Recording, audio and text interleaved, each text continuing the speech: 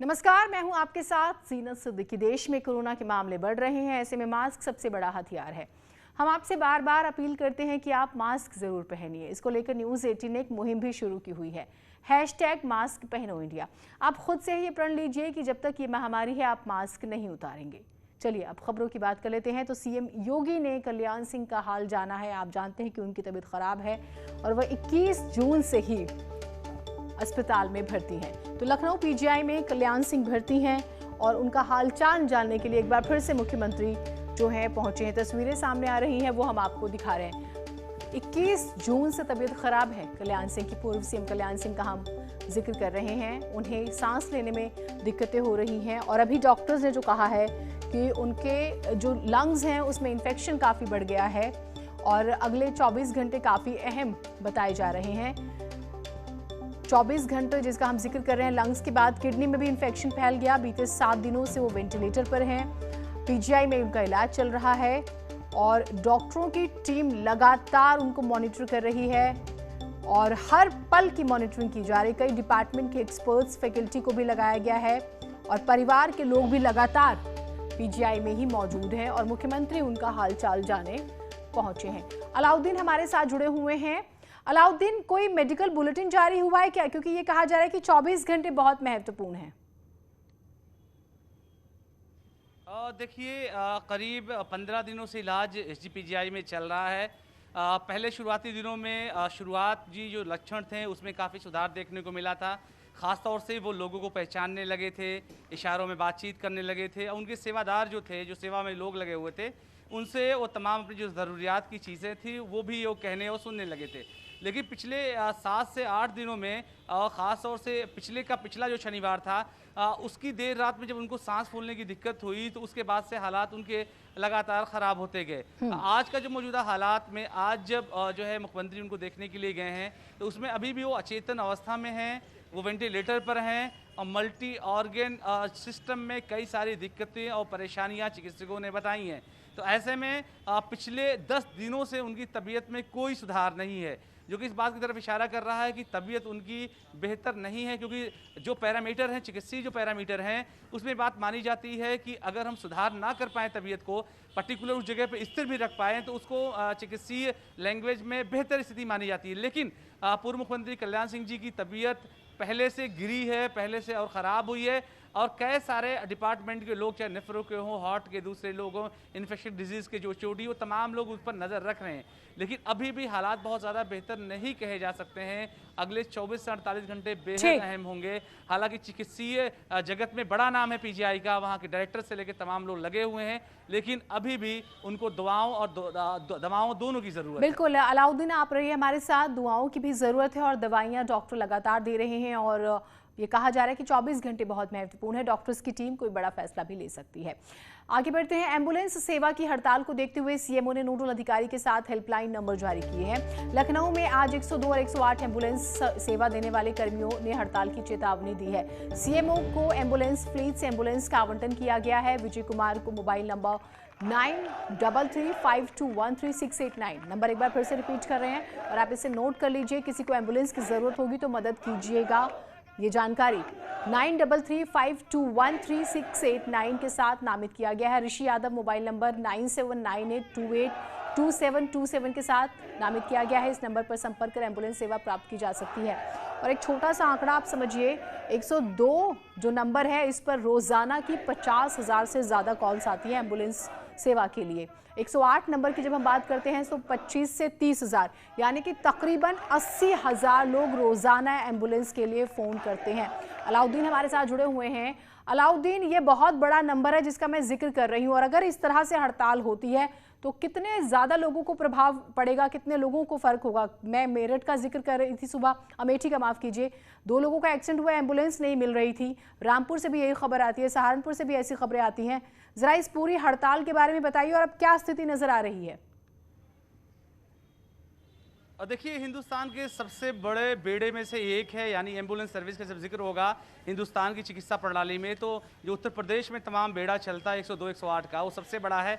ALS जो company है, यानी कि एएलएस के तहत जो एम्बुलेंस हैं, जिसमें जो है वेंटिलेटर लगे हुए एम्बुलेंस है, उन तमाम कर्मचारियों की जो संस्था थी, जो कार्यदायी संस्था थी, उन लोगों को क्योंकि निकाला जा रहा है, तो उनके समर्थन में 102 108 के लोग बैठे हुए हैं।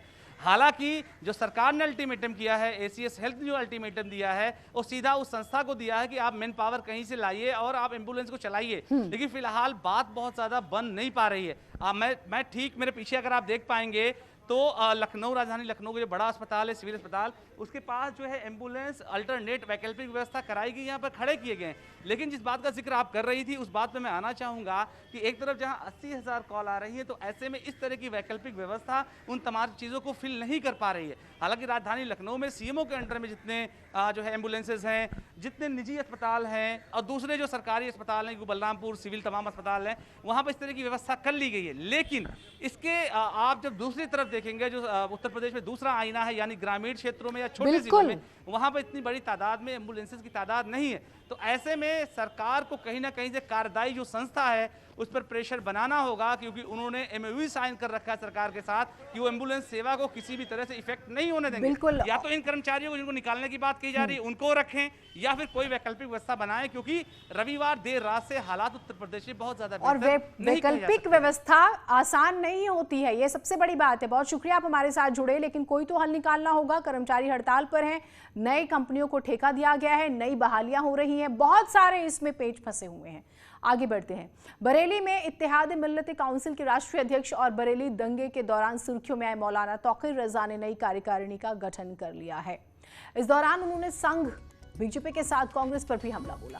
तौकीर रजा ने विवादित बयान देते हुए कहा है कि बीजेपी और संघ वाले दंगे कराते हैं, इल्जाम मुसलमानों पर लगा देते हैं। आने वाले वक्त में बीजेपी को टक्कर वो देने जा रहे हैं।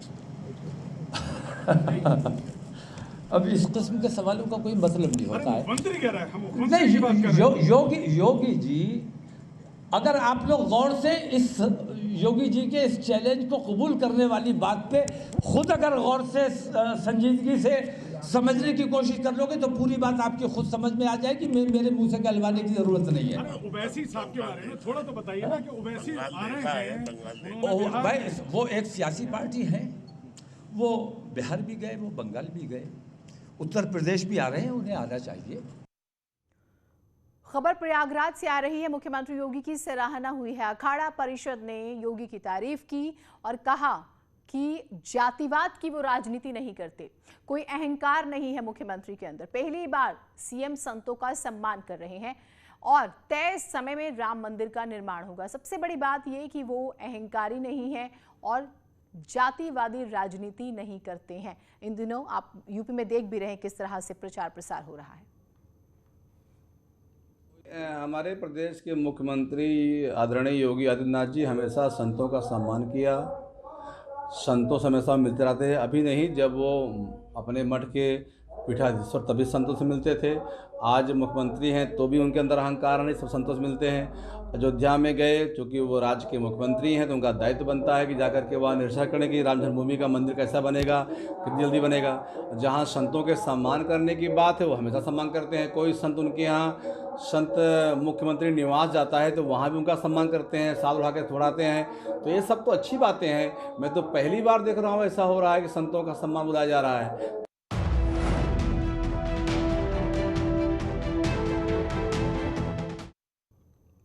और राम के बाद श्याम की शरण में बीएसपी। जी हां, अयोध्या के बाद वृंदावन में ब्राह्मण सम्मेलन हो रहा है। वृंदावन से दूसरे चरण का आगाज हो चुका है। बीजेपी और एसपी पर बरसे सतीश मिश्रा। कृष्णनगरी में विकास नहीं हुआ, उन्होंने ये बड़ी बात कही है। और बीएसपी सरकार में मथुरा का विकास हुआ। ब्राह्मण सम्मेलन में जुटेंगे बड़े नेता, बांके बिहारी के दर्शन भी किए जाएंगे। कौशाम्बी में आज ये सम्मेलन हो रहा है।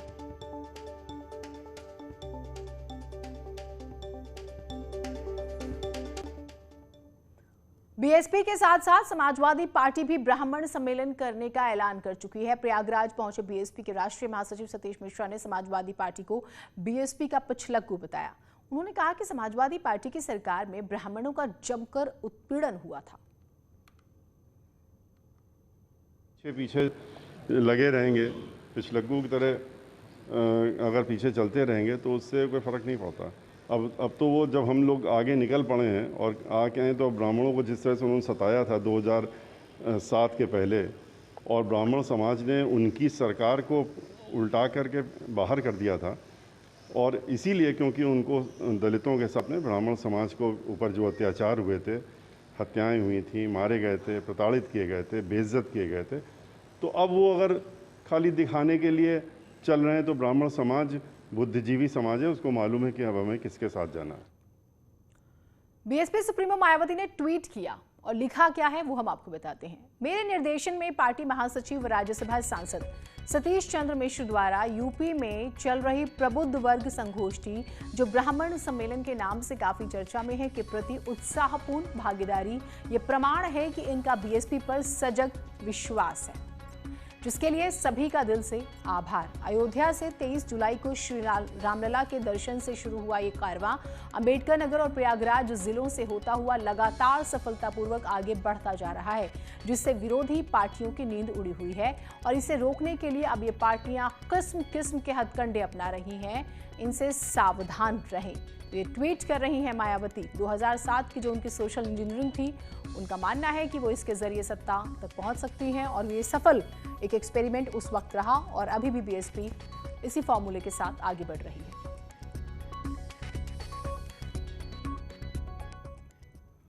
वैसे बेसिक शिक्षा मंत्री सतीश द्विवेदी ने बीएसपी और एसपी पर ब्राह्मण को बरगलाने का आरोप लगाते हुए कहा है कि बीजेपी सबका साथ सबका विश्वास में भरोसा करती है। देखिए, सपा बसपा हो चाहे कांग्रेस हो, इन सबका चरित्र अब उजागर हो चुका है।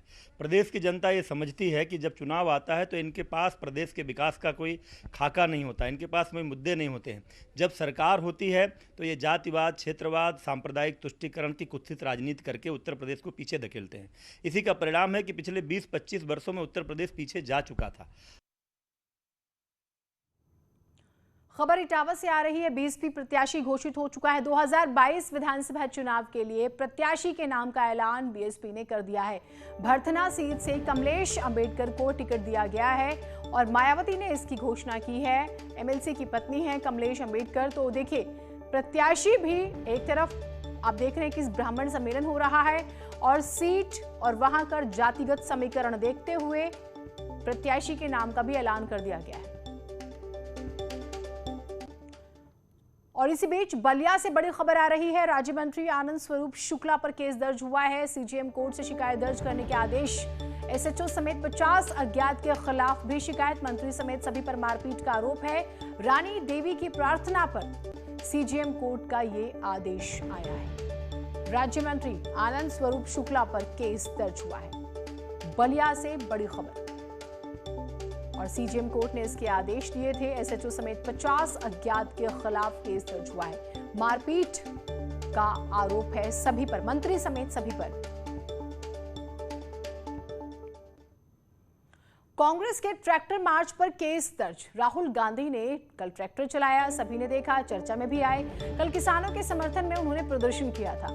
महामारी अधिनियम के तहत यह केस दर्ज हुआ है। मोटर व्हीकल एक्ट के तहत उन पर यह मामला दर्ज हुआ है। पुलिस जांच के बाद नामजद केस दर्ज भी किया जाएगा। ट्रैक्टर कौन लाया, जब इजाजत नहीं थी तो बिना नंबर प्लेट के ट्रैक्टर जो है किस तरह से चलाया गया, इसमें अलग अलग कई पेच हैं, लेकिन मामला दर्ज हुआ है। इंडिया गेट पर कभी ट्रैक्टर को जला देते हैं और राजपथ पे या संसद मार्ग पे बिना नंबर का ट्रैक्टर चला देते हैं। और ट्रैक्टर जलाने और चलाने से अगर उनको लगता है कि वो अपने आप को किसानों का हितैषी समझने की कोशिश कर रहे हैं या बताने की कोशिश कर रहे हैं या जताने की कोशिश कर रहे हैं, तो ये उनकी गलतफहमी है। जिस आदमी को ये नहीं मालूम कि आलू में और बर्गर में क्या फ़र्क होता है, बैगन और बर्गर में क्या फ़र्क होता है, प्याज और पिज़्ज़े में क्या फ़र्क होता है, खेती और किसानी क्या होती है, वो जो है वो आज किसानों के हितैषी बने घूम रहे हैं।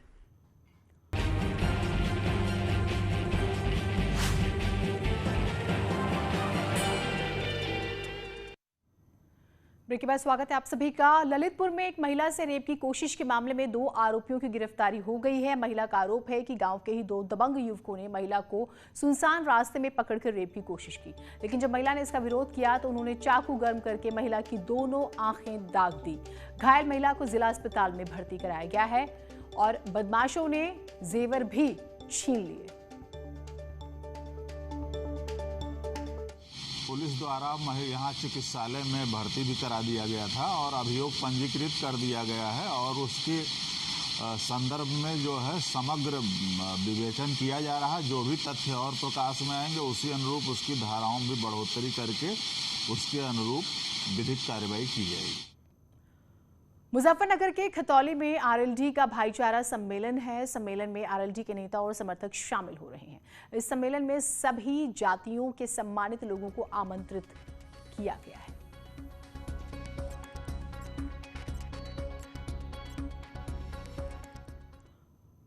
दिल्ली एनसीआर में सुबह हुई तेज बारिश ने लोगों को गर्मी से तो राहत दी, लेकिन कई इलाकों में जल इकट्ठा हो गया, जल जमाव हो गया और लोगों को आने जाने में दिक्कतें हो रही हैं। दिल्ली के धौला कुआं, मथुरा रोड समेत तमाम ऐसे इलाके हैं जहां सड़कों पर पानी भरने की वजह से गाड़ियों को चलने में दिक्कत हो रही है। बारिश की वजह से आईटीओ पर भारी जाम भी देखने को मिला। नोएडा में हुई बारिश से भी लोगों को गर्मी से राहत बेशक मिली, लेकिन जाम से परेशानी हुई। मौसम विभाग ने कहा है कि यूपी के कुछ जिलों में 2 दिनों तक भारी बारिश देखने को मिल सकती है। पश्चिमी उत्तर प्रदेश के सहारनपुर, मुजफ्फरनगर, बिजनौर, अमरोहा, रामपुर में भी भारी बारिश की संभावना है। और आज की सबसे बड़ी खबर, अमेज़न प्राइम डे पर पूरा देश कर रहा है भारी बचत। अमेज़न प्राइम डे ऑफर है अब लाइव, देखिए एक झलक। Amazon Prime